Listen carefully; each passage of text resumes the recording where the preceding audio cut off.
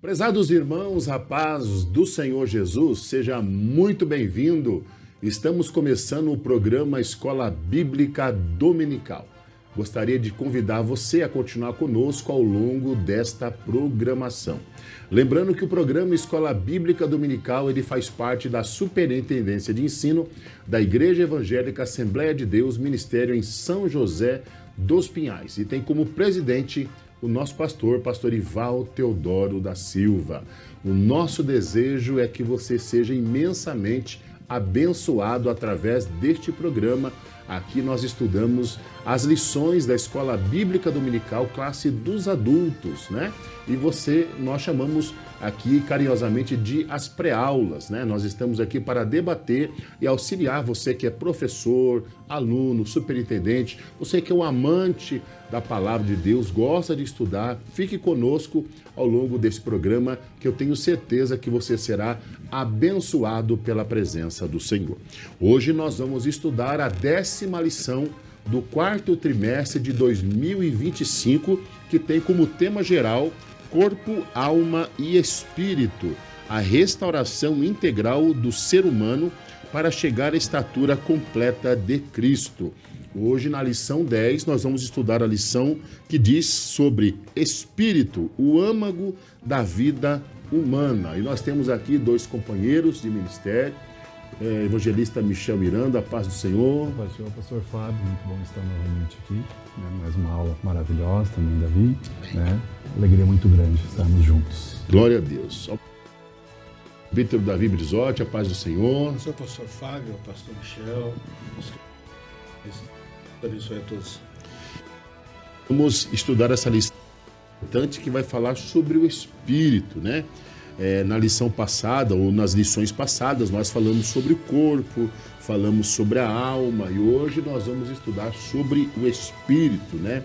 Nós vamos falar sobre essa parte mais íntima e fundamental no Espírito. E, para tanto, já queria pedir a você, com muito carinho, que acesse as nossas redes sociais, o nosso canal no YouTube e a Escola Bíblica Dominical SJP. Lá você vai ter acesso a todos os nossos programas anteriores, né? Desses anos que já estamos aí gravando as pré-aulas, sempre antecipadamente, para que você, principalmente você que é professor, possa estudar e preparar a sua aula. Acesse lá a Escola Bíblica Dominical SJP, deixe o seu like, deixe o seu comentário, compartilhe nas suas na sua igreja, né? Para amigos, irmãos que ainda não conhecem o programa, quem sabe não assistiu, você pode fazer um trabalho de evangelismo aí. Eu tenho certeza que Deus vai abençoar a sua vida.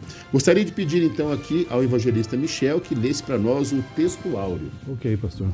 Então, nosso texto áureo vai dizer assim: peso da palavra do Senhor sobre Israel. Fala o Senhor, o que estende o céu e que funda a terra, e que forma o espírito do homem dentro dele. Zacarias, capítulo 12, versículo 1. Havia a verdade prática para nós? Uma vez livre, nossa alma é espiritual e dirige o nosso corpo para adorar e servir ao Criador. Nós também temos os objetivos da lição, e eles são 3, né? O primeiro, expor que o espírito humano foi concedido diretamente por Deus como parte essencial da natureza humana, capacitando o ser humano a ter comunhão com o Criador. Segundo, enfatizar que o pecado pode enraizar-se no espírito, gerando atitudes como soberba e inveja. E o terceiro, mostrar que a regeneração espiritual é a base para uma vida de adoração genuína, vivida em espírito e em verdade. Nós também temos a leitura bíblica em classe, que está localizado em Gênesis, capítulo 2, versículo 7, Eclesiastes 12, versículo 7, Zacarias, capítulo 12, versículo 1 e João, capítulo 4, versículo 24. Acompanhe a leitura da lição. E formou o Senhor Deus o homem do pó da terra, e soprou em seus narizes o fôlego da vida, e o homem foi feito alma vivente. E o pó volte à terra como o era, e o espírito volte a Deus que o deu. Peso da palavra do Senhor sobre Israel. Fala o Senhor, o que estende o céu e que funda a terra, e que forma o espírito do homem dentro dele. Deus é espírito, e importa que os que o adorem em espírito e em verdade. Muito bem, você acompanhou a leitura bíblica em classe. Também queria deixar aqui como recomendação a todos que estão nos assistindo a leitura diária da revista. Toda lição ela tem a leitura diária ou a leitura semanal, de segunda, terça, quinta, sexta e sábado. A de domingo é a lição, a leitura ali que nós acabamos de ouvir. Muito bem, evangelista Michel, presbítero Davi, hoje nós vamos falar sobre o espírito humano, esse espírito em que o homem é composto. Nós aprendemos que o homem, essa tricotomia, corpo, alma e espírito. Hoje nós vamos falar sobre o espírito do homem. É lógico que a gente vai trazer algumas referências ao Espírito de Deus e tal, Nós temos esse vínculo tão profundo e tão íntimo, e como diz a revista, o âmago da vida humana. E a palavra âmago, eu fui buscar no dicionário para a gente poder entender, Ela tem o significado aqui como a parte mais íntima ou fundamental, a essência da pessoa, E nessa lição nós iremos falar sobre esse assunto. E também nós vamos entender que esse Espírito nos permite, uma verdadeira comunhão com o Criador. Esse é o propósito de Deus, que através do Espírito que nos foi dado por Ele, nós pudéssemos ter um vínculo e uma comunhão, e Deus queria que essa comunhão fosse perfeita. Esse é o projeto de Deus. Sabemos que diante da queda, diante de tantas situações, o homem foi se distanciando de Deus. Não Deus do homem. Foi o próprio homem que criou esse distanciamento. Então nós vamos estudar sobre esse assunto hoje. Eu sei que o tema é um pouco, parece ser fácil, mas ele é bem complexo. Bastante. Talvez a gente não vai conseguir expor isso numa aula só, mas nós temos aqui presbítero Davi, evangelista Michel, e nós vamos nos ajudar para que você possa entender e compreender. E a dúvida que você tiver, mande para nós a sua pergunta, A gente diga assim, eu quero dizer, faça pergunta, não critique, Porque nem todos são detentor de todo o conhecimento. Nós estamos para somar. Esse programa não é a plena verdade, mas nós estamos em busca, do conhecimento que Deus concede a cada um de nós. Dentro do primeiro ponto, presbítero Davi e também evangelista Michel, vai falar sobre o sopro divino, a concessão do Espírito. E aí o primeiro subponto diz o fôlego da vida. Nós vamos aprender que veio da parte de Deus, é uma concessão, Está em nós, mas é de Deus. Ao mesmo que recebemos de Deus, Deus pode retirar. Ah, não pode? Pode sim, é dele. Ele é o Criador. E o primeiro ponto, Davi, fala sobre o fôlego de vida. O que a gente pode entender a respeito, o que é, Eu sei que é um pouco difícil e complexo, mas fale para nós sobre o fôlego de vida aí. Amados irmãos, eu quero pegar aqui uma parte do comentarista, que ele diz assim, o ato, pela qual Deus deu ao homem o espírito e tornou alma vivente. Nós temos que entender que também a alma vivente, quando ele dá a ordem para que tudo se criasse, a criação das coisas, nós vamos ver isso mais no decorrer da lição também, o ato da vontade diretiva de Deus, que partiu somente pela expressão da voz que haja, que produza. Nós vamos ver que Deus, quando cria o homem, já foi falado em algumas lições anteriores, quando falamos do corpo, ele mesmo plasmou, ele mesmo teve esse trabalho, entre aspas, de formar o homem, do verbo iassar, que é formar com as próprias mãos, como de um barro, formando um oleiro. Mas faltava alguma coisa. Eu quero falar sobre esse fôlego de vida, muito bem colocado, até aqui anteriormente pelo pastor Tenório, pastor Fábio, que nós estávamos falando sobre essa questão, do sopro, e o pastor fez uma expressão muito que define isso. Para mim também não é mas assim, porque a palavra sopuash dá a entender também de um vento quente que sai de dentro de uma coisa, tá? Claro que nós podemos trazer, né, o escritor de Gênesis, Moisés, ele traz ali as expressões humanas para definir, né, alguns atos de Deus, né, chamamos de antropomorfismo, ele, como se Deus assim respirasse e soprasse de dentro dele. Interessante, meu pastor, isso que eu penso assim também, que Deus não soprou o ar que havia, é uma coisa minha, mas sim algo que era divino, algo de fora, que veio dele mesmo para o corpo humano. E Adão, então, ali, até então, né, aquele barro sem vida, se tornou alma vivente. Como também os animais, mas de uma forma mais diretiva, mais trabalhada a partir de Deus. Vamos lá. Então, 3 coisas eu quero citar aqui. Primeiro, Deus dá ao homem o espírito, mas que espírito é esse? Até vou ser redundante aqui, né, é chovendo molhado. Claro que é o espírito do homem, não é o espírito de Deus. Mas por que eu estou dizendo isso? É porque, infelizmente, ainda tem alguns irmãos nossos que acham que aquele sopro é o espírito de Deus. O espírito com E maiúsculo. Não, não é o espírito de Deus, apesar da ação divina. Mas assim, é o espírito do homem recebendo de Deus. Diferente dos animais que criou, ou o homem, ele é diferente dos animais. Deus criou o homem à sua imagem. Quando Deus ele dá esse fôlego, esse inflar, também a palavra ruach, tem a palavra de inflar, de encher, ele traz as características de Deus. Aí nós vamos entrar na Imago Dei, nós vamos falar sobre o poder de criação, cognitivo, que é a inteligência, o pensar, o desenvolver, a semelhança pode ser uma ciência física, aí abre um leque para várias questões que não cabe aqui, mas só para nós entrarmos um pouco. Olha só, o fôlego de vida, né, que foi comentado aqui, a palavra hebraica é nafach, que significa inflar e soprar. Deus não inflou o homem com um ar terreno, mas com espírito, minúsculo, espírito de vida, porque havia de ter uma ligação entre o Criador e a sua criação. Isso é um relacionamento, bem colocado, o pastor Fábio aqui falou. Existia um relacionamento. Deus criou o animal, mas não possui um relacionamento com ele. Claro que nós temos que cuidar daquilo que Deus criou. Deus criou todas as coisas é dele.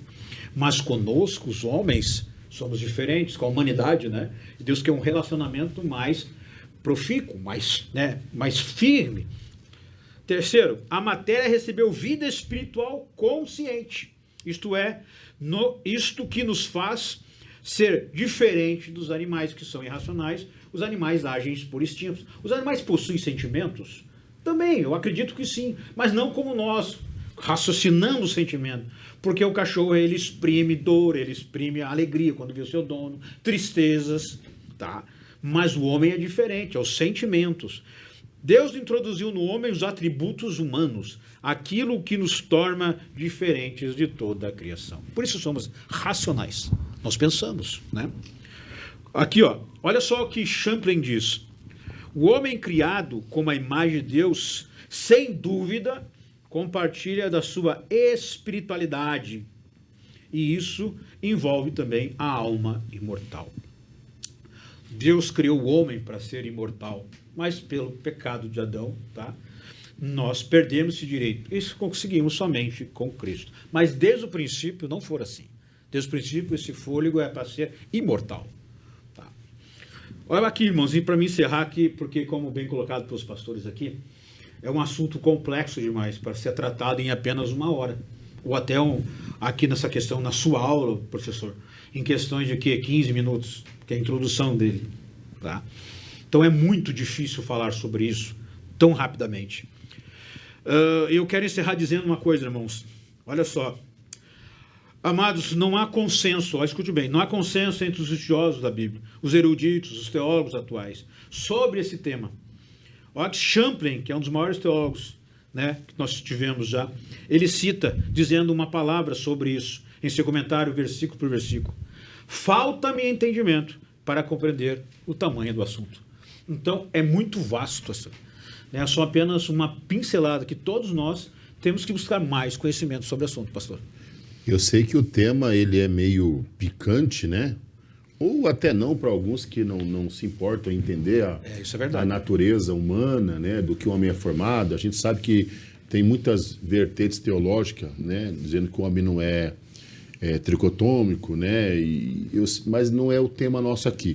Mas o que me chama a atenção é que essa expressão fôlego de vida, ou fôlego da vida, ela se refere, na verdade, a essa força vital, né, que nós temos dentro de nós, né, ou o espírito, né, esse espírito que nos torna um ser vivo. E isso veio de Deus para nós. Naquele momento, ali onde Deus sopra sobre o homem, ou Deus traz sobre o homem a vida, ele passa a existir, né? Ele passa, a gente sabe, a pensar, a raciocinar, a entender as coisas, né? Eu sei que o ser humano, Adão, ele se acelerou um pouco ali no processo, desrespeitando uma ordem divina, e com isso a gente sabe a consequência.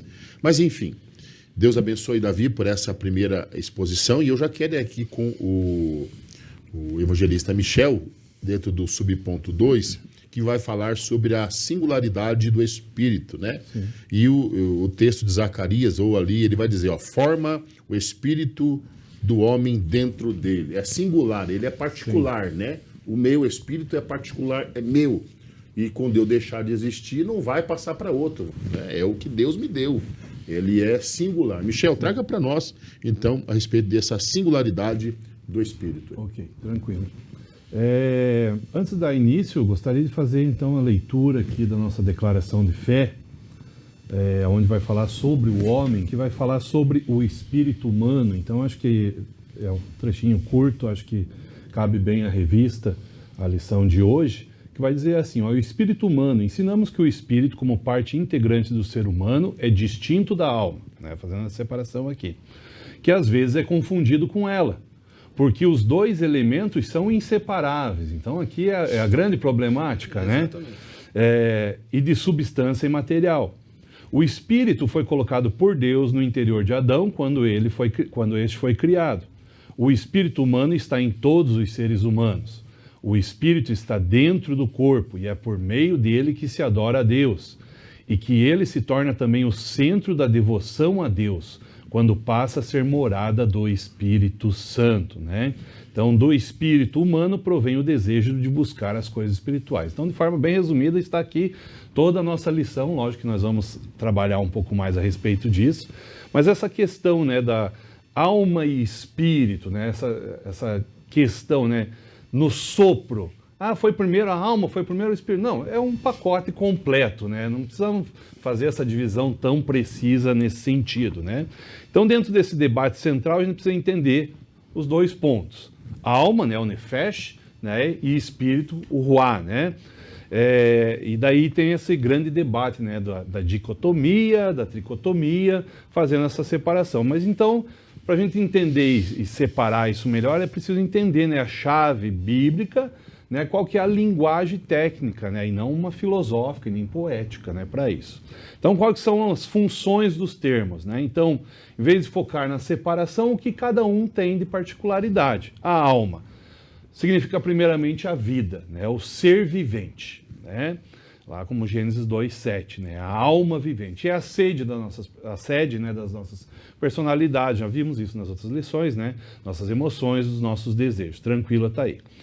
Quando a Bíblia diz a minha alma anseia, está falando de mim, da minha alma, da minha pessoa interior. O espírito, né, o sopro de vida, o princípio, né, é o animador, né, que nos liga a Deus, né, a parte que nos permite ter a comunhão com o Criador. Então note que no ato da criação, nesse sopro da vida, a alma e espírito é inserido através desse sopro, né? Só que cada um tem a sua responsabilidade, né? E com a queda, o que se corrompe é justamente o espírito humano que se corrompe. Porque alma, quando a gente fala de alma, a gente está falando de sentimento, de emoção, do intelecto, né? E emoção todos nós sentimos, independente de estarmos no pecado ainda corrompido ou estarmos regenerados, nós temos sentimentos, né? O camarada vai lá no jogo do Corinthians lá e chora e se alegra e pula de alegria porque o time ganhou ou sai chorando porque perdeu, né? Então isso são sentimentos, né? São emoções, expressões da alma, né? Agora, o Espírito, ele é o que conecta com o Pai, com o Criador, né? Então, que faz toda essa diferença. Então, é importante a gente entender que a Bíblia nem sempre ela vai definir exatamente, aqui é o Espírito, aqui é a alma, né? Às vezes ela está usando a mesma palavra para se atribuir os dois. Tanto o espírito humano, que precisa dessa regeneração, né, através do sacrifício de Cristo, como a sua alma, que é a sede, né, dos seus dos seus desejos, das suas emoções. Então, geralmente isso está de forma intercambiável, né? Usa uma palavra, mas está falando dos dois, né? Então, note assim, ó, por exemplo, o espírito que sofre, né? Em Jó 7,11. Será que é só o espírito ou a alma dele também está sofrendo com todas as perdas, né? Então, está falando espírito, mas dentro desse espírito a gente já entende que a alma está englobada, né? E daí a grande ênfase aí está no Eclesiastes 12:7, né? Que vai dizer ali, né? E o pó volte à terra de onde veio e o espírito volte a Deus. E daí tem gente que vai debater isso aqui, vai dizer, é só o espírito que volta a Deus, porque o espírito é a parte que Deus soprou no homem, então essa volta e a alma fica abandonada. Por aí não, nós vamos ver que a alma é a sede das nossas emoções, do nosso intelecto, do nosso pensamento, essa está englobada junto aqui.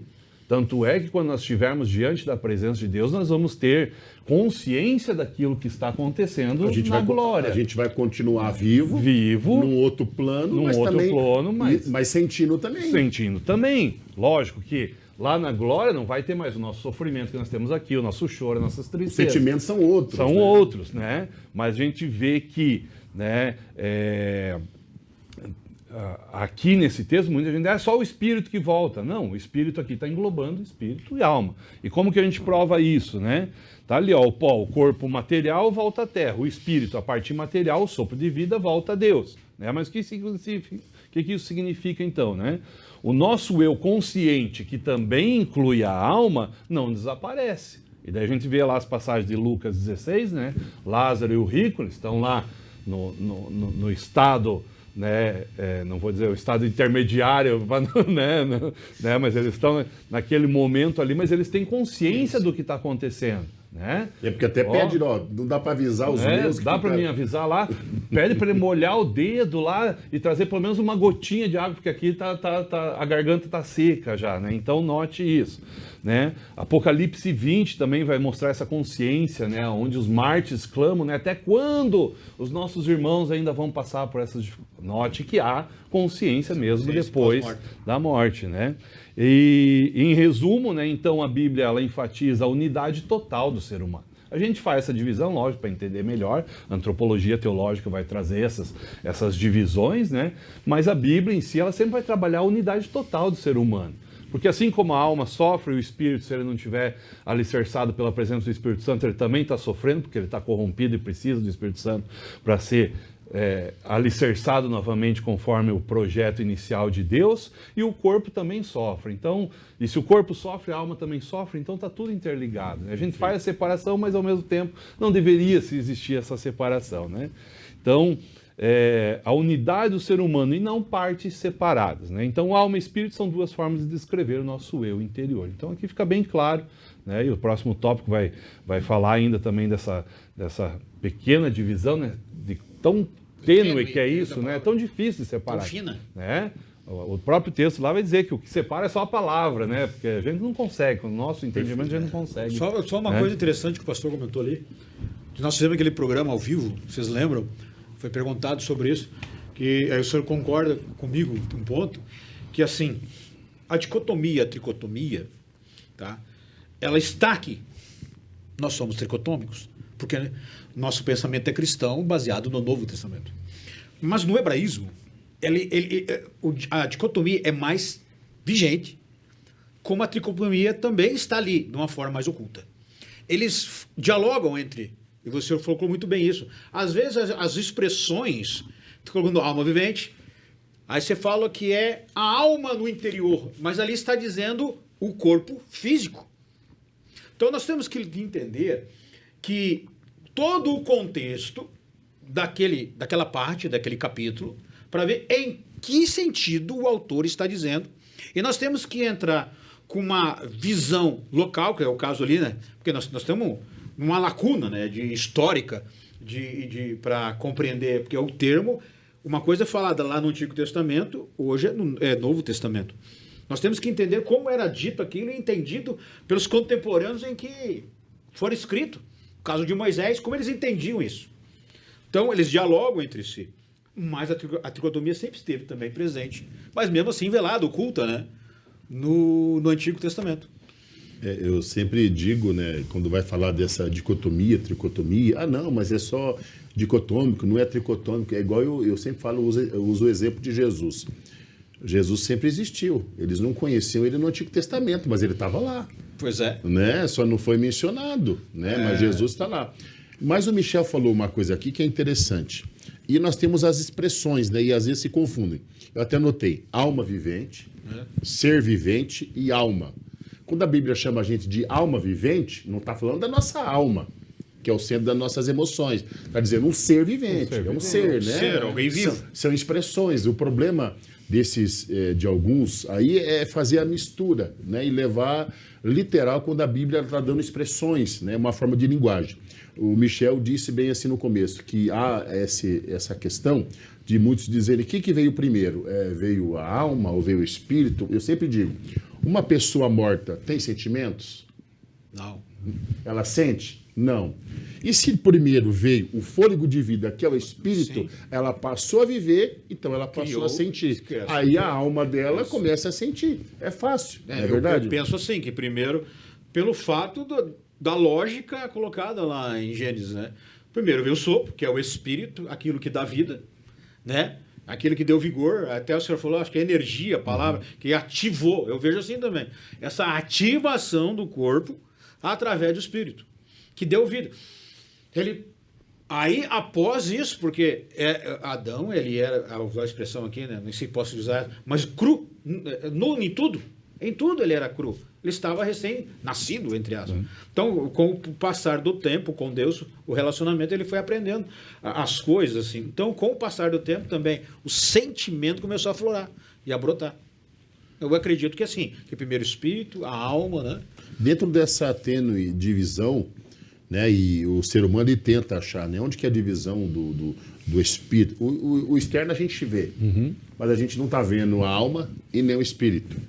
E há uma divisão entre alma e espírito. E onde que é essa divisão? A Bíblia... Só a Bíblia acha. A palavra, Deus sabe a divisão, né, Michel? Sim. Mas elas caminham muito juntas mesmo, sim, né? Até eu acho que é bom até a gente recomendar aqui, tem um texto de apoio que vai trazer ali alertas contra as distorções do ensino tricotomista, que vai trabalhar justamente dentro dessa área aqui, né? Essa tênue divisão, com o texto ali de 1 Tessalonicenses 5:23, né? O mesmo Deus da paz o santifica em tudo, em que o espírito, alma e corpo, né? Sim. Espírito, alma e corpo de vocês sejam conservados íntegros e irrepreensíveis na vinda do Senhor Jesus Cristo. Ou seja, né, tanto alma, espírito e corpo, e daí aqui trata de novo dessa unidade, que a Bíblia tem a preocupação de mostrar a unidade do ser humano, não de ramificar ele em pedaços, né? Até porque os três têm que estar íntegros para a volta do Senhor, né? Então, esse é um dos textos. E Hebreus 4:12, bastante, né, conhecido, porque a palavra de Deus é viva e eficaz, mais cortante que qualquer espada de 2 gumes, penetra até o ponto de dividir alma e espírito, juntas e medulas, e é apta para julgar os pensamentos e propósitos do coração. Então, são os dois textos fundamentais que divide, que faz essa separação claramente, né? E daí quando a gente olha para esse texto, né, 1 Tessalonicenses, Paulo trazendo justamente isso, né, essa pronúncia, né, e todo o vosso espírito, alma e corpo sejam plenamente. Então, um ser humano completo, né? Daí em 1 Coríntios 2, do 14 até o 3:4, ele vai usar... não dá para ler tudo, porque o 2:14 até o capítulo 3:4, mas ali você vai usar, Paulo vai usar 3 palavras dividindo isso, né? No grego ali, né? Sarkikos. 1 Coríntios? 1 Coríntios, do capítulo 2, versículo 14, até lá no capítulo 3, 4, Paulo vai usar essas 3 palavras aqui que está se referindo, e isso está no nosso apoio ali da revista. Então você consegue ler, você que está com a revista lá pode ler todo o texto, mas ele vai fazer o uso ali de 3 palavras do grego ali, sarkikos, que significamente é o carnal, né?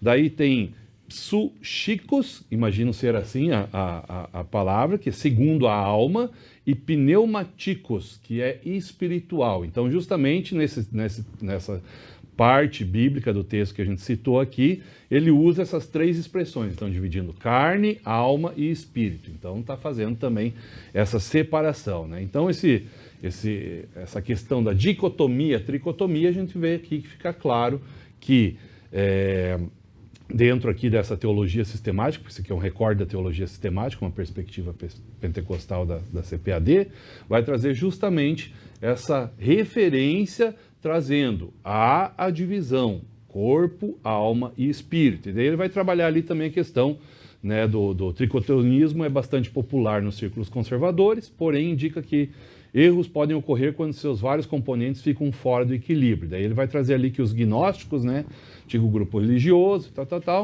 né, eles separavam, né, se o espírito emanava de Deus e era imune ao pecado, né? Então, para os gnósticos, então, o espírito humano ele estava imune ao pecado porque era vindo de Deus. Então, um cuidado que tem que ter aí, que a gente sabe muito bem que o espírito humano precisa ser regenerado, que a lição vai trazer aí mais para frente. Também os apolinarianos, né? Vai dizer lá que Cristo possuía corpo e alma, mas que o espírito humano fora substituído pelo Logos divino.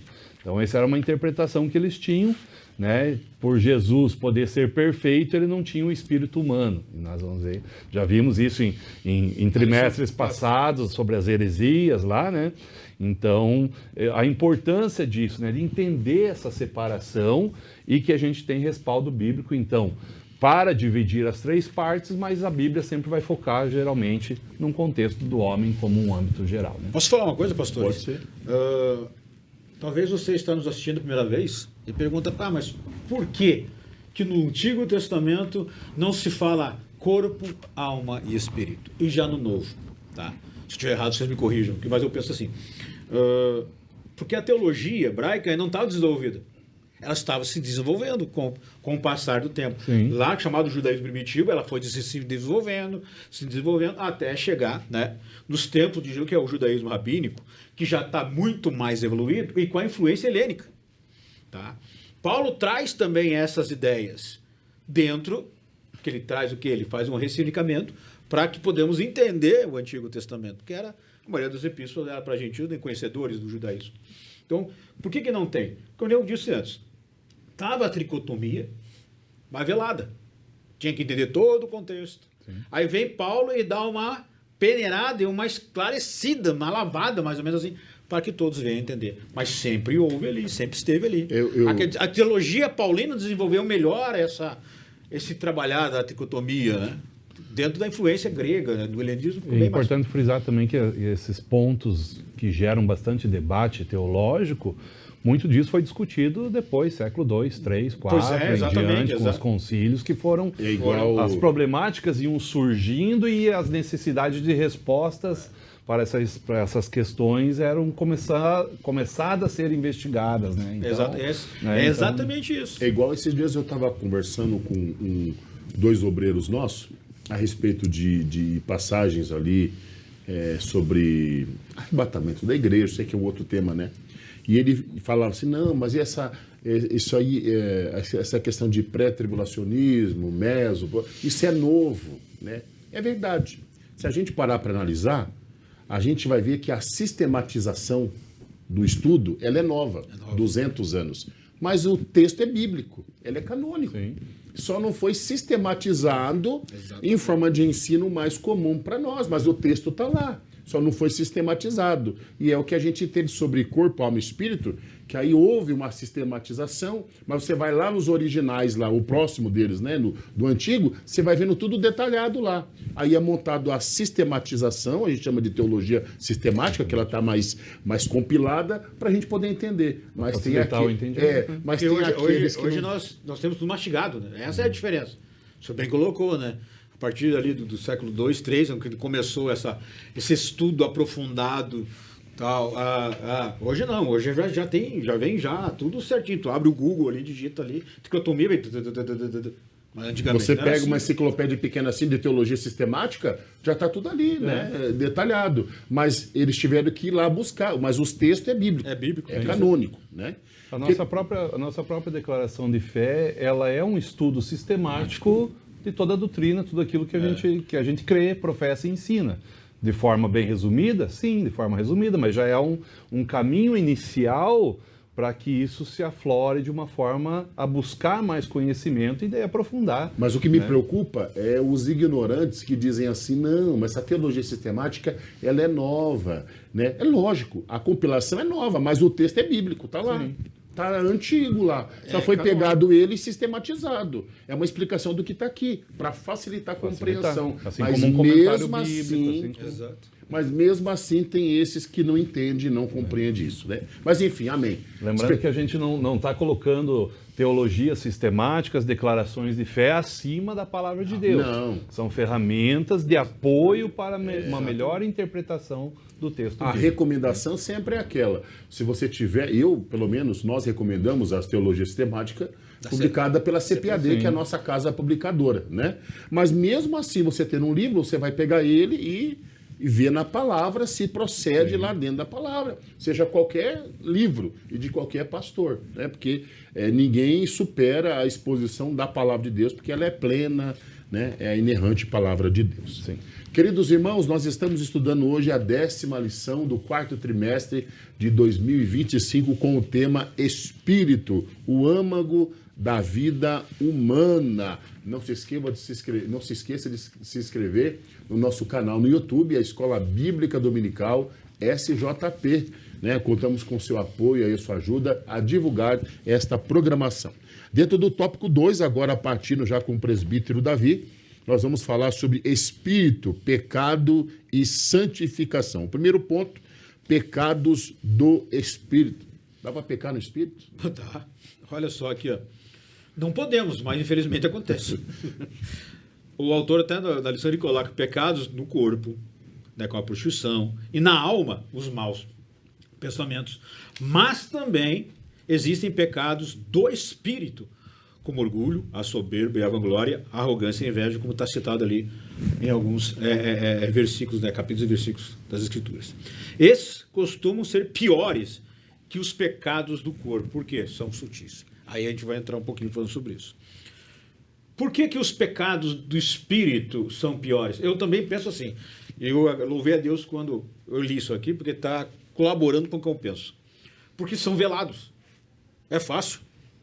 Eu me escondo atrás de uma máscara da arrogância, da inveja, né, da soberba, que é fácil. Eu me visto de crente, coloco um terninho, uma gravata e vou para a igreja. Mas por dentro o irmão Davi é soberbo, ele é arrogante, porque é fácil de esconder isso. Pecados sutis, ocultos, olha só que são desvios de conduta que geralmente são percebidos e também não percebidos por aqueles que praticam, por serem escondidos.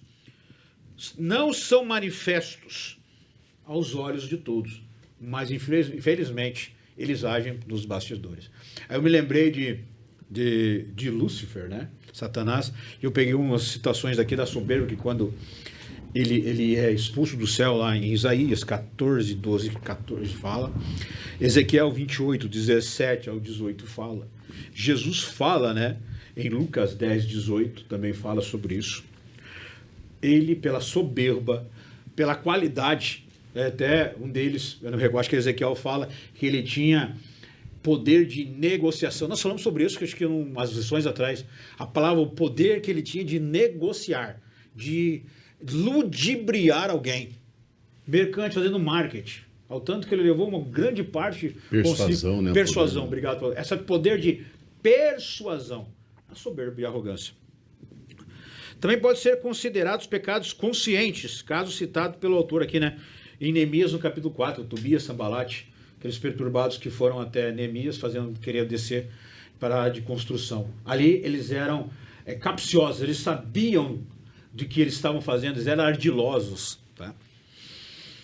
Terceiro, Tiago já relatava, olha só que já no Novo Testamento, Tiago já relatava, declarava que estes pecados, isso na igreja primitiva, hein? Já havia na igreja do primeiro século, na sua epístola, no capítulo 3, versículo 13 a 16. Até eu coloquei para nós lermos. Vamos ler? Se os pastores me permitem. Tiago, capítulo 3, versículo 3 a 16.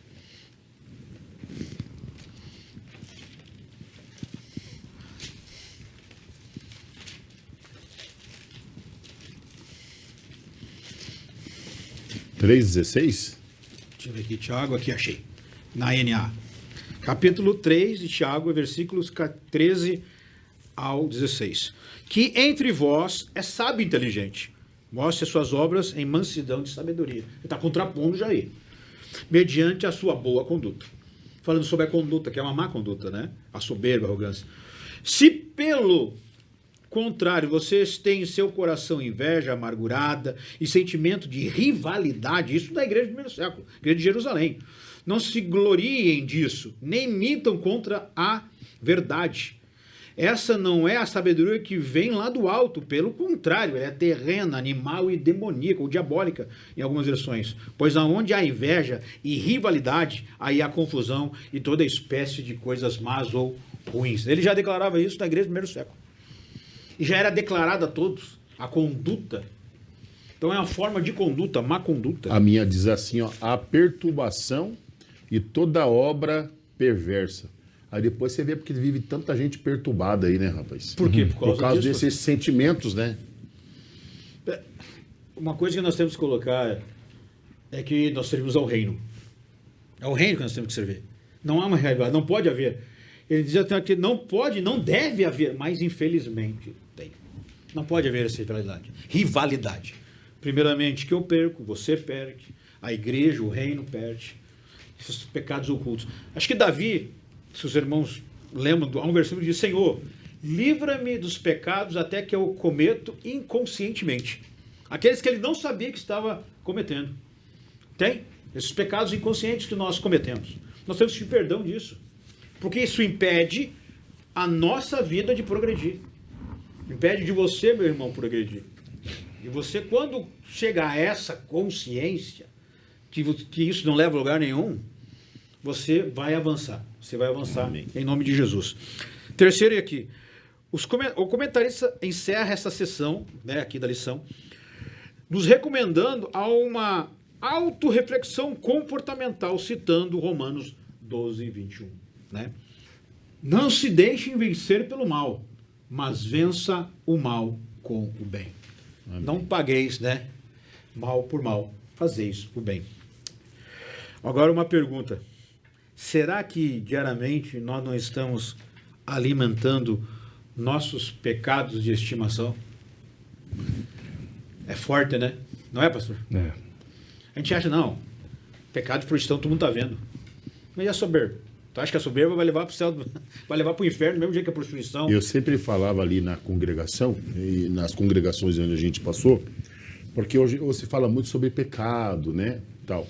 Mas no Antigo Testamento a gente vê, no caso do pecado de prostituição, né, no caso ali de traição, precisava ser pego a pessoa no ato do adultério ali, né, pecado de adultério, e ele era condenado quando ele praticava o ato.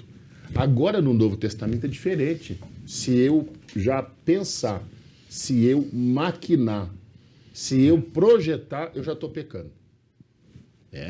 Então a porca hoje ela aperta um pouco mais, né? Então você que está assistindo esse programa, fique ligado aí, preste atenção, porque quem sabe esses pensamentos que estão rodando na sua cabeça aí não são de Deus, são do maligno e você precisa atentamente repreender esses pensamentos contrários, né? Porque a gente peca por pensamentos. Sim. Não precisa exatamente o ato ali, né? E é aquilo que o Davi falou, né? É o pecado escondido, né? É o que está lá dentro sendo... E precisa ser Pensado, confessado, né? né? Sim. Precisa. A Não me Bíblia deixa, não me dá vergonha, né? Exteriormente está tudo 10. Tranquilo. Está tudo bem. Mas lá dentro, qual é o meu pensamento? Como que está? E eu já tratei casos de pessoas que estavam em situação de pecado e levavam a vida naturalmente. Normal. Mas se passe o tempo, o Espírito Santo, que não deixa ninguém confundido, ele revela pra gente, ele mostra pra gente e ele cria situações. E aí quando você vai tratar, a pessoa já tá com aquilo ali, ó, faz tempo. E ela não sente, aí é o pior, ela não sente arrependimento, ela não percebe que está errado e às vezes é tarde demais, né?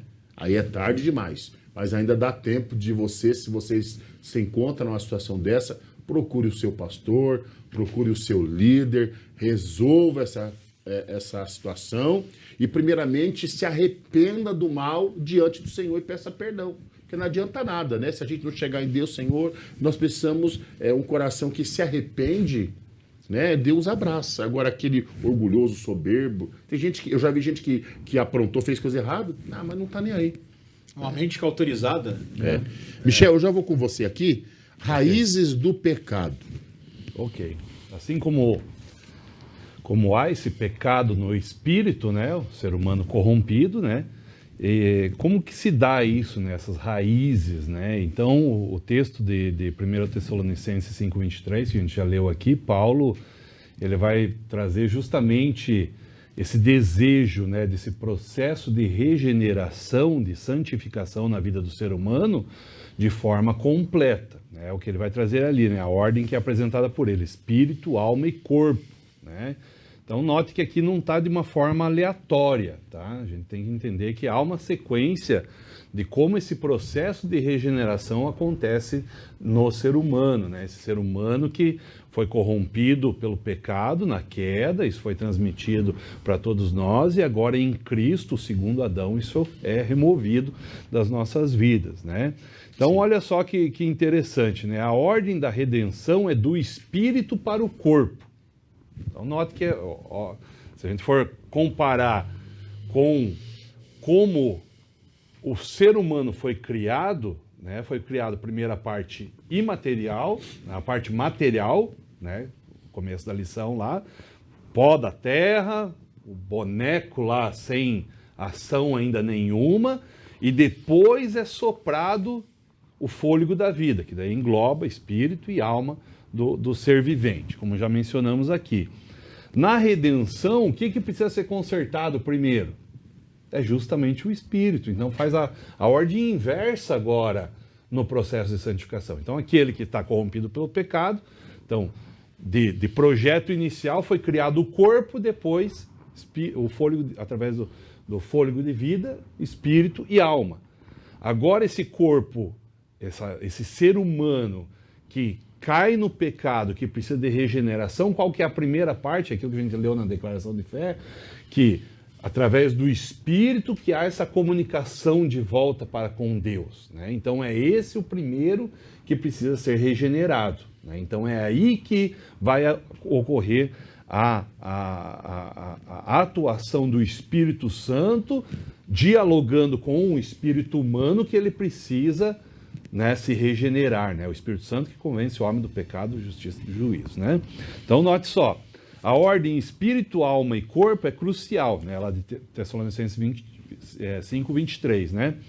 Pois inverte a ordem da criação, que foi do material para o imaterial, né? Ou seja, o corpo feito do pó da terra, depois o fôlego da vida. Na redenção isso trabalha então no sentido inverso, começa no espírito, que é a parte que se conecta com Deus, né? E essa parte agora ela é regenerada pelo Espírito Santo, conforme lá 1 Pedro 1:23, porque vocês foram regenerados não de semente corruptível, mas de uma semente incorruptível, Espírito Santo, né? Mediante a palavra de Deus, a qual vive e é permanente. Olha só, né? Então, isso vai se irradiar para a alma, ou seja, as aflições da nossa alma, isso vai começar a ser transformado também e por fim vai se manifestar no nosso corpo. Exteriormente nós também vamos ter um comportamento, as nossas ações serão diferentes porque tivemos então, né, essa transformação que se dá primeiramente pelo Espírito, no Espírito humano, através do Espírito Santo, no Espírito humano, que vai trabalhar a nossa alma, nossos sentimentos, nossas emoções, e isso vai se refletir no nosso corpo. Não tem o Salmo lá, né, que diz lá, né, agora me fugiu o texto lá, estava na ponta da língua, me fugiu, né, que formoseia o rosto, me ajudem aqui. Um coração alegre. Um coração alegre formoseia o rosto, né? Isso. E quando a gente fala em coração, o próprio texto vai trazer para nós aqui, né? A gente entende esse coração muitas das vezes ali só essa parte emocional, né? Então muito representado pela linguagem do amor e tal, isso e aquilo. Mas o nosso coração também está falando de todos os nossos sentimentos, nossas emoções, nosso espírito, nosso relacionamento com Deus, né? Olha só. E daí a raiz do pecado ela é imaterial, né? O texto da nossa lição acerta ao afirmar que a raiz do pecado não está em nossas mãos ou olhos, mas no nosso coração, que é aquilo que o pastor Fábio comentou aqui. Se eu só olhar, eu já adulterei. Se eu só olhar e já pensar e maquinar algo na minha mente, eu já adulterei, né? Então, Mateus 15:19 diz que o coração do coração que procede os maus desígnios, ou seja, o pecado está enraizado na nossa natureza interior corrompida, né? Que mais? A verdadeira santificação precisa de um trabalho de dentro para fora, e daí aqui é algo muito importante, porque a gente muitas das vezes vê a pessoa aceitando Jesus e a gente já quer que ela no outro dia ela já arranque a camiseta de rock que ela está usando, já põe um terno, uma gravata e no culto seguinte ela já esteja uma pessoa transformada, mas essa transformação é só exterior. Isso que eu ia falar agora. É só exterior, né? A verdadeira santificação ela vem de dentro para fora, é um processo de regeneração, né? O irmão Michel ficou quase 3 anos no Santos Dumont lá nesse processo de regeneração. Um pé dentro da igreja, um pé no mundo, né? E às vezes mais para dentro da igreja, ele é um pouco mais para o mundo, e assim foi indo. Então esse processo, a gente tem que entender que cada ser humano, ele tem esse processo, ele tem esse trabalhar, e não é de um dia para o outro. Pode acontecer? Pode, perfeitamente. Mas na maioria dos casos a pessoa vai sendo moldada aos poucos. Sr. Né? Michel, até coloquei aqui, ó. Claro que vai haver um parênteses aqui para a questão soteriológica, mas o senhor já colocou, vamos nessa aí. Realmente, na criação, houve o processo de espírito, alma e corpo, é isso, né? Não, primeiro o corpo.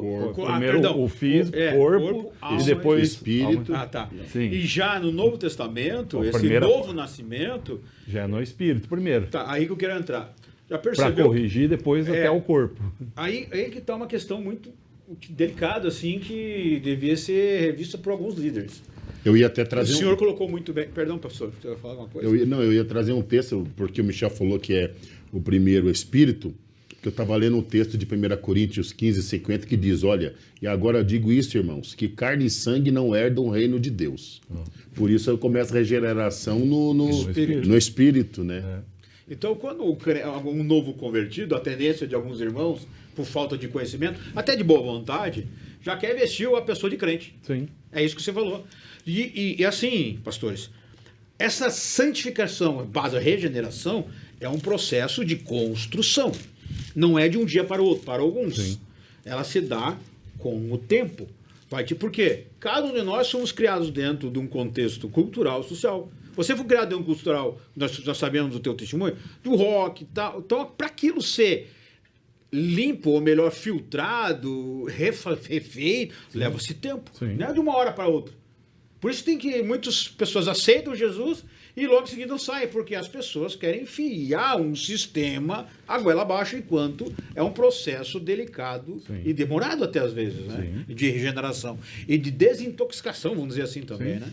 Eu achei um texto aqui, eu queria ler, que o Michel estava dentro da fala do evangelista Michel, Provérbios 16, 1 e 2, que diz assim, ó, do homem são as preparações do coração, mas do Senhor a resposta da boca. Todos os caminhos do homem são limpos aos seus olhos, mas o Senhor pesa os espíritos. as intenções, a energia, a força. Olha só como a questão, porque se pegar o contexto, você leu o quê?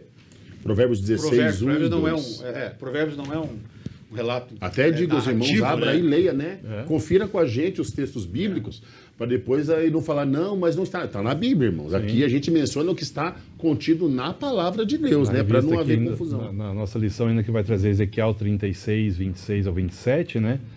Que vai trazer justamente essa transformação do coração, né? E aqui o coração... Sem entendimento. Todo ser humano, vamos colocar assim, né? A transformação do nosso coração que leva à mudança da nossa mente, né? E finalmente produz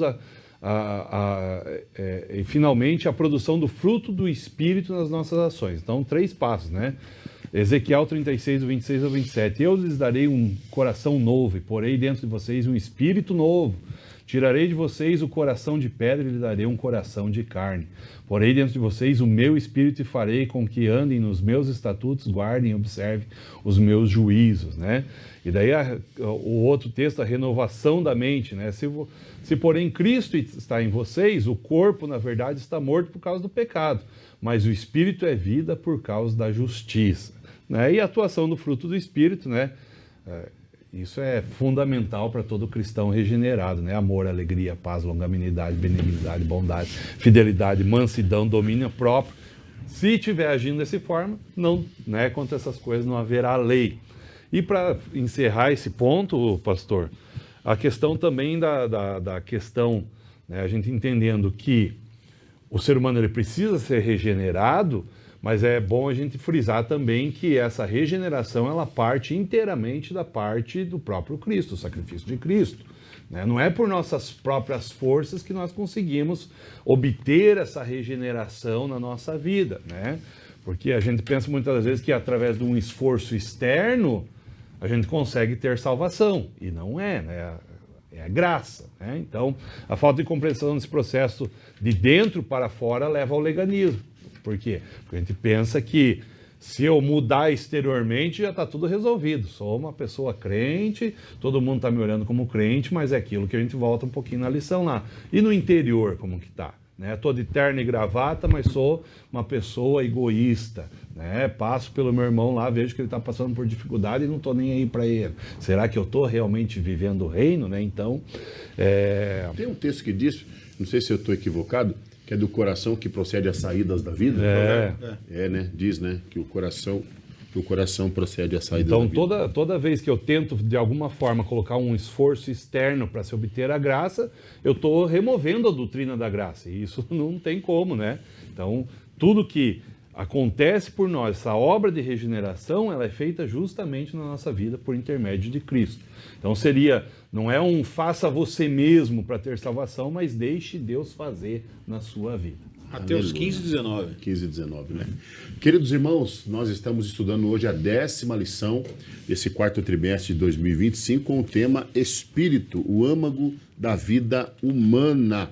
Nós queremos continuar aqui no último tópico dessa lição, rapidamente, né, para nós comentarmos com você. Eu já visto que o nosso tempo ele está indo e o tema é muito gostoso, né, bem profundo. Até para não deixar sem falar aqui, vencendo o pecado, diz o seguinte aqui, né, na lição, o subponto 3 do tópico 2.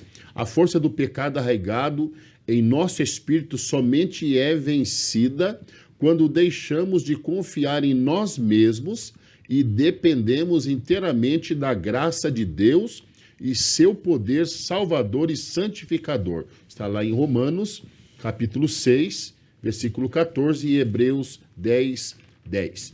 Ponto 3, Davi, regeneração e adoração. Rapidinho para a gente estar dentro do nosso tempo, né?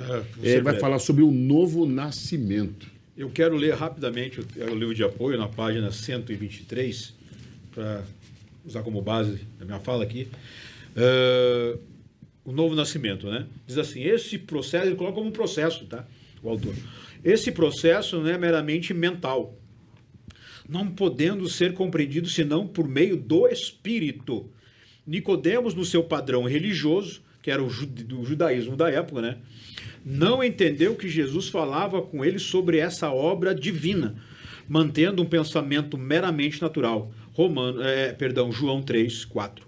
É, portanto, fundamental para que haja um processo de santificação plena, iniciada no espírito humano pela ação divina. Já foi até comentado sobre isso aqui, né? Questão soterológica, mas aqui, ó, eu tenho algo a dizer aqui, rapidamente. São 3 pontos. O novo nascimento não é um processo mental, ele colocou isso, tá? Não é um coach que vai te ensinar a ser um novo convertido, tá? Uma nova regeneração, isso vem de Deus.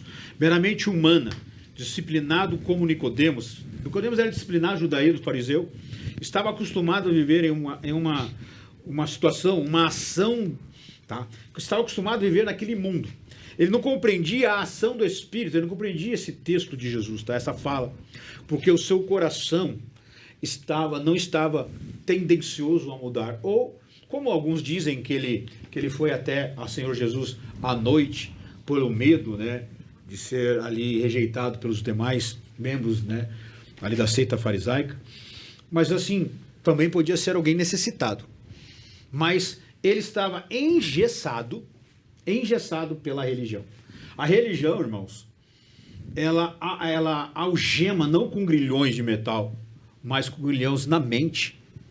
Quando nós entendemos que Jesus está acima de qualquer religião, porque ele é o próprio Salvador, ele é o Senhor, e através dele é que nós cantamos a salvação, nós nos prendemos desses grilhões, como estava Nicodemos preso. Não é um processo, olha só, religioso, eclesiástico, ou um dito de um segmento cristão. Ah, venha para cá na minha denominação, venha para cá com a minha ideia. Não.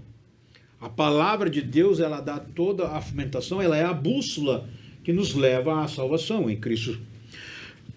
Também é uma entrega, irmãos, consciente. A salvação, o novo nascimento, ele é consciente. Ele é individual, ele não pode ter influência, né, de ninguém, não pode ter uma influência externa na nossa decisão de servir a Deus.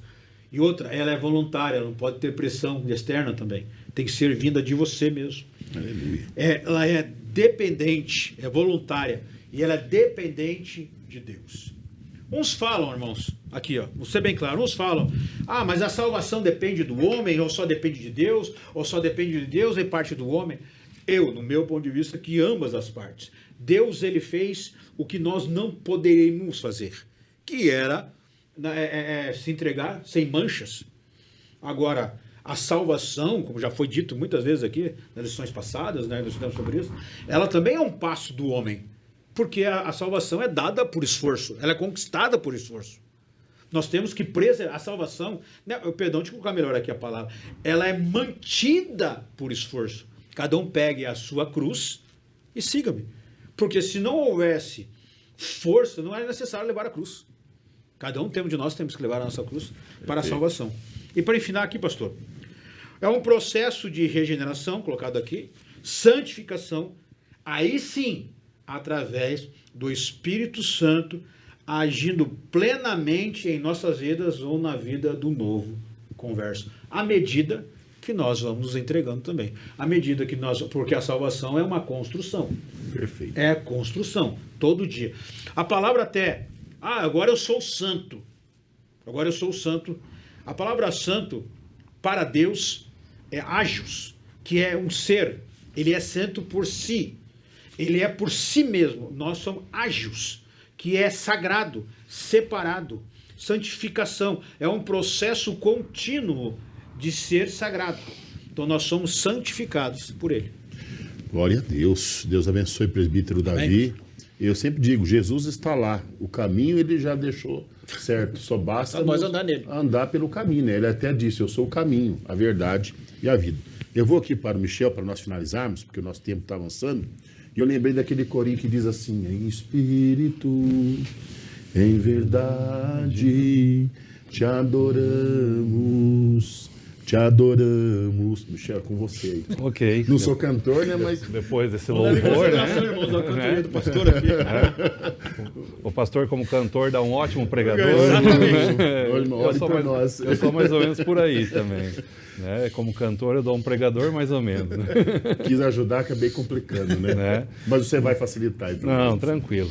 Essa expressão, né, em espírito e em verdade, né, isso é o texto clássico, né, João 4:20, né, em diante. exatamente a questão aqui da onde devemos adorar, né? Note que Jesus ele quebra o protocolo ali, né? No diálogo ali, depois, né, os irmãos podem acompanhar lá a partir do capítulo 4 em diante, tem toda uma conversa, todo um diálogo, ela pergunta, Jesus responde, Jesus pergunta para ela, ela responde, então está toda essa conversa bem explícita ali, né? Mas a grande questão ali é aonde se deveria adorar, né? Do 4 a 20, né? Nossos pais adoravam neste monte, né? Olha lá, eu vou ler aqui na Bíblia, ó. Os nossos antepassados adoravam neste monte, mas vocês, judeus, dizem que Jerusalém é o lugar aonde se deve adorar. E daí Jesus declara, né, a ideia dele em relação à verdadeira adoração, né? Então note que nós temos dois grupos ali representados, os samaritanos, pela pessoa daquela mulher, e Jesus representando então o judaísmo, né, como o judeu. Mas note que mesmo ele como judeu, ele vai interpretar que até mesmo o judaísmo precisava de um conserto para que a verdadeira adoração acontecesse. Então note que a samaritana, ela tinha esse interesse, ó, nós samaritanos adoramos aqui, em Gerizim, né? Inclusive um local onde o templo deles já tinha sido destruído, já, né? Já João Icariano, se eu não me engano, lá na revolta dos Macabeus, lá no período interbíblico, naquela paginazinha branca lá de 400 anos, né? Acontece tudo isso, você vai ver lá nos livros apócrifos, lá vai ver um pouquinho dessa história toda, né? E acaba no meio desses conflitos entre judeus e samaritanos. Todos sabem que os samaritanos e judeus não se davam, porque era uma raça, vamos dizer assim, mestiça, né? Foram os judeus que, após o exílio babilônico, após o ataque da Síria, se espalharam e se formaram novas famílias e tal. Então havia essa rixa, né? E mesmo depois desse templo ser destruído, os samaritanos iam até lá para adorar. Mesmo no templo destruído, eles iam lá para oferecer os sacrifícios. E note que os samaritanos, eles até tentaram na reconstrução de Jerusalém, eles tentaram participar da reconstrução, mas os judeus falaram, não, ó, vocês não têm direito, não têm parte com nós aqui, Foram deixados de lado. Foram deixados de lado, né? E por isso eles vão lá construir um templo para eles e há essa divisão, né? E mesmo depois destruído, eles estão lá. Então eles têm essa fé, esse ato de ter um local de adoração. Contudo, eles não têm o Antigo Testamento por completo para eles. Para eles o que vale é só a Torá, só o Pentateuco, né? Então note, há uma falta aí. Já o judeu, ele já tem o texto sagrado inteiro e a primazia por aquilo, mas falta uma verdadeira devoção, né? Então, e aí por isso que Jesus vai, ela pergunta, né? A gente deve adorar aqui ou deve adorar em Jerusalém? Vai chegar o tempo que não vai adorar nem em Gerizim e nem em Jerusalém. Mas os verdadeiros adoradores adorarão a Deus em espírito e em verdade. Em espírito aqui, esse espírito já regenerado, né? E em verdade, que verdade é essa? Verdade lá de João 14,6, né? Eu sou o caminho, a verdade e a vida, né? Ninguém vem ao Pai senão por mim. Então note que Jesus já está apresentando, de certa forma, nesse texto, nessa forma de adoração, a inclusão de todos os gentios. Porque ele não puxa nem para o lado dos samaritanos, vocês têm fé, vocês são legal, isso e aquilo, mas não é lá que vocês vão adorar. Nós somos judeus, temos a lei, temos isso, temos aquilo, mas ele não puxa a sardinha, como que diz para o outro, para o lado dele também. Nem aqui nem lá, mas os verdadeiros adoradores adorarão ao Pai em espírito e em verdade, né? Então não era o local, né? Então não é só um misticismo, né, do local, de estar ali, né? Porque, se a adoração for apenas emocional, né, em espírito mal compreendido, se não for guiada pela palavra, que é a verdade, né, ela se torna vulnerável, de sentimento vazio, porque às vezes você pode ver um culto abençoadíssimo, né, mas você pode ver no meio desse culto também muita motivação só emocional, um apelo muito emocional dentro dos nossos cultos, né? Se o nosso culto não for como aquilo que o apóstolo Paulo diz, né, um culto racional, ele pode pender muito só para o lado emocional, não ter muita ênfase na palavra, que é a verdade, né? E o que nós precisamos nos nossos púlpitos é cada vez mais que a palavra seja pregada com graça, com entendimento, com raciocínio, que a pessoa compreenda aquilo que ela está indo lá ouvir, né? Porque às vezes a gente pega lá um texto isolado, meio, né? Lê ele lá, depois nunca mais volta para ele, e conta isso, conta aquilo, conta uma história daqui, uma história de lá e voa embora, né? E a pessoa acabou não sendo edificada. Então, né? Então, cuidado, né? Então, qual que é o requisito para adorar a Deus em espírito e em verdade, né? Primeiro de tudo, o novo nascimento, né? A regeneração, né? Segundo, a submissão à palavra, né? Então, nós precisamos das duas coisas, né? Para que a gente possa adorar. Então, a união da vida interior renovada e também uma doutrina correta da palavra de Deus na nossa vida, para que daí sim a gente possa viver de uma forma plena na presença do Senhor e trazer o nosso culto verdadeiramente, né, em espírito e em verdade. Daí a gente pode cantar o hino. Agora, essa adoração em espírito e em verdade, né? A verdade, ela é um entendimento absoluto. Sim. Nós temos que adorar a Deus em entendimento. Sim. Não, bem colocado, você não é só o movimento, o me faz, ele fala, sabe, mas é com entendimento, com razão. Eu ia ler aqui o texto, né? Não sei que o nosso tempo já estourou, Romanos 12:2, e não vos conformeis com este mundo, mas transformai-vos pela renovação do vosso entendimento, para que você experimentais qual seja a boa, agradável e perfeita vontade de Deus. Será que Paulo está dizendo assim, ó, não vamos ficar parados, inertes no que já estamos, mas vamos progredir? Aí vamos para Oséias, né? E que sessão de prosa é isso mesmo? Porque é o seguinte, o obstáculo de hoje, já amanhã não é mais. É necessário uma renovação de mente para entender o obstáculo de amanhã. E nesse mundo global as coisas vão evoluindo e você tem que evoluir junto.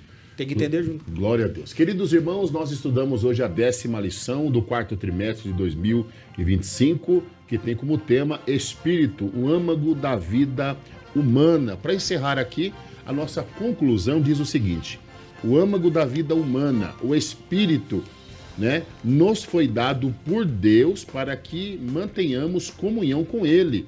Não deixemos que os cuidados da vida nos façam esquecer de quem somos ou que somos seres espirituais.